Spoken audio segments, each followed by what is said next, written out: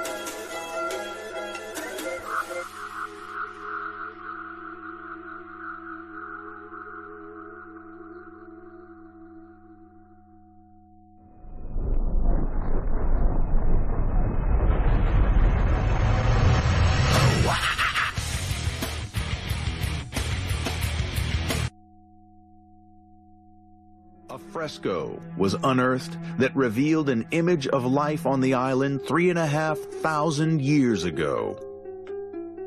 Can we be so lucky as to have a snapshot of what this landscape looked like? Here is the peninsula, this Akrotiri Peninsula. It shows a profile of the island, 1, 2, 3 peaks. Going down farther, we see a waterway that surrounds a central island, a fairly large island, and on that island, a city. They were living on the central island. That central island was a developing volcano. This idea of a central island port encircled with layer upon layer of buildings fits perfectly Plato's description of the island city of Atlantis.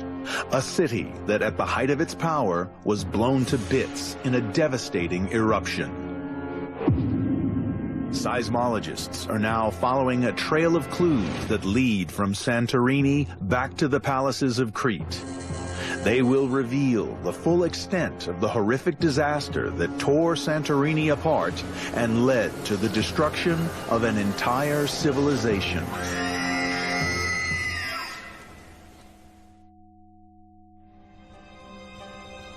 Whenever we look at the past, whether it's through history or archaeology or whatever, there always has to be a logical, sensible reason for every event that occurs.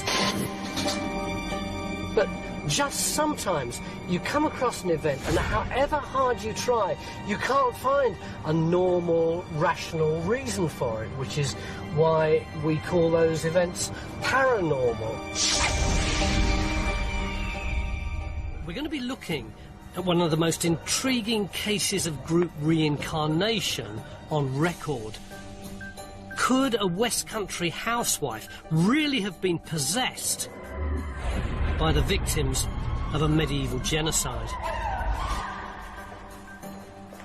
Becky, this is the story. It's March 1962 down in Bath, and Dr. Arthur Gurdon, who's an NHS psychiatrist, is working at Balebrook House Hospital. And his last client of the day is a woman called Mrs. Smith. She's getting terrible, jealous, don't know. And she tells him that she is racked with nightmares. Nightmares, in fact, which she's had since childhood. And they're very vivid, with extraordinary detail in them. But they're not about 1960s Bath. They're about a completely different period in time and a completely different place. Eventually, he comes to the conclusion that she is, in fact, being haunted by a terrible previous life.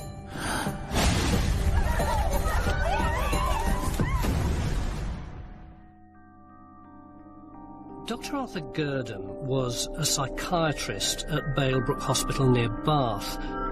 He was well respected in his profession. He'd written lots of books and psychological studies. So what could have led him to believe that Mrs. Smith had had a past life and that she'd been part of an obscure medieval sect called the Cathars? Of all the people who've researched the Gurdon case, probably the most knowledgeable is Royce Stemmen. What specific things did she talk about that he identified as Cathar? She gave him names and details, historical information that wouldn't have been available to her at all. Details of a life in 13th century France, which he recognised as being the Cathar period. So Gurdon was convinced that Mrs. Smith's vivid dreams, the stuff that had tormented her since the age of 13, were proof of a past life. In one dream, Mrs. Smith fell in love with a priest called Roger de Grisol.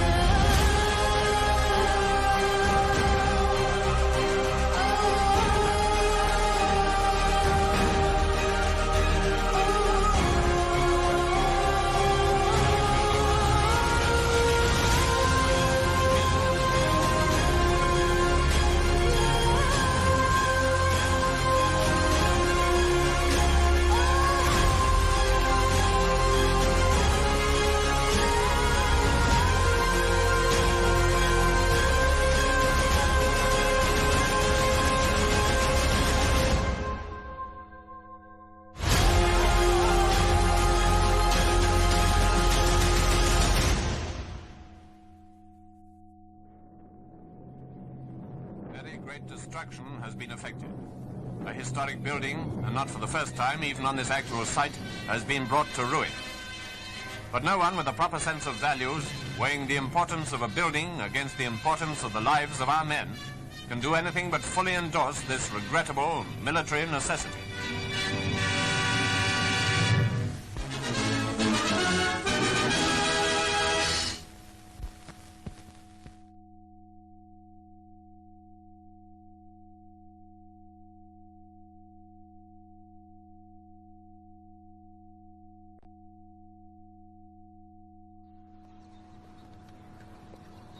You have no idea what's... Fucking shut up!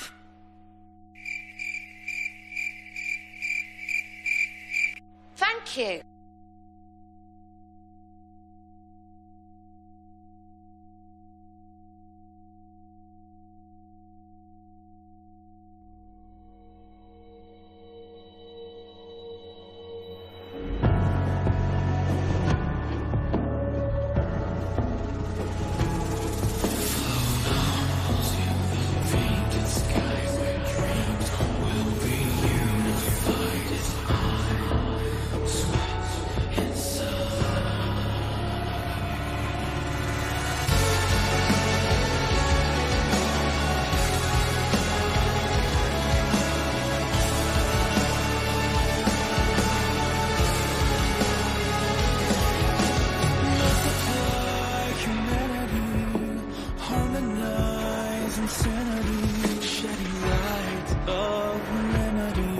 Pulling tides of clarity, shattered glass and flower beds, human eyes and human ends. It's all the same for the dreamers. It's all the same for us.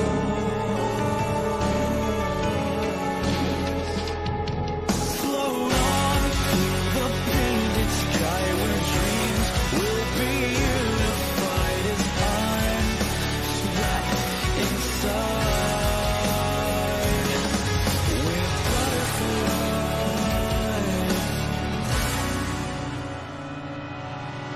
You lie surrendering when silence falls to you, it seems. Sterilize your mentality, compromise